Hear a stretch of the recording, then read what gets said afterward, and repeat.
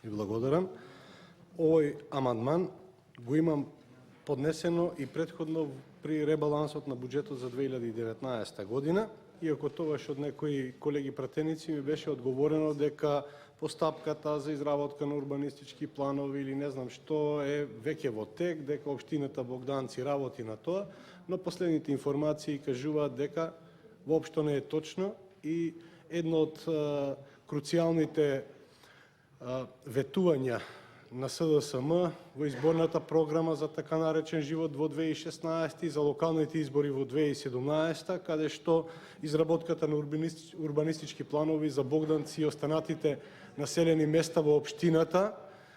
се ветени дека ќе бидат изработени, но сепак се уште ова постапка е статус кво и граѓаните на општината Богданци и пред и се стопанството се во една состојба на статус кво и не можат едноставно да го планираат развојот на општината, не можат граѓаните да планираат градби затоа што општината Богданци нема урбанистички планови и секако останатите населени места. Ќе искористам можноста да ги повикам пратениците од мнозинството, градоначалникот на општина Богданци од редовите на СДСМ и добре дојдени ќе му бидат овие 3 милиони денари да реши еден многу значаен проблем со што ќе им овозможи на граѓаните на општината и на стопанските субјекти во општината Богданци да ги планираат градбите и да инвестираат во општината. Затоа, уште еднаш, почитувани колеги, размислете, помогнете му на Богданци, кој што сепак е мало општина со мал буџет, ако во предвид се земат и одредени долгови што ги имаат, би било многу добро да бидат одвоени овие средства од буџетот, па можеби нема да чекаат да аплицираат по одредени програми на Министерството за животна средина и просторно планирање, туку едноставно да ги бутнеме општината и администрацијата во општината, градоначалникот да почнат да размислуваат, да го реализираат ова многу значајно ветување за граѓаните, кое што не чини за волја на вистината некои поголеми средства и би било добро да бидат обезбедени овие средства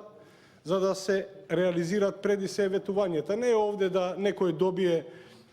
политички поени, како што некои нас не обвинуваат од редовите на мнозинството, дека ние говорницата ја користиме на основа на дневна политика. Не е ова дневна политика, ова е реален проблем на граѓаните и државата и општината треба да им го решат овој проблем. На крајот на краиштата, од урбанистичките планови, доколку бидат изработени навремено и побрзо од страна на општината, главен бенефит ќе имаат граѓаните и стопанството на општината Богданци, која што за жал во изминатите 15 години е во се полоша и полоша финансиска состојба. И апелирам уште еднаш и до владата на Република Македонија и до Министерството за финансии, не ми е целта да добијам политички поени, обезбедете ги овие средства, градоначалниците имаат уште 2 години мандат, нека го реализира,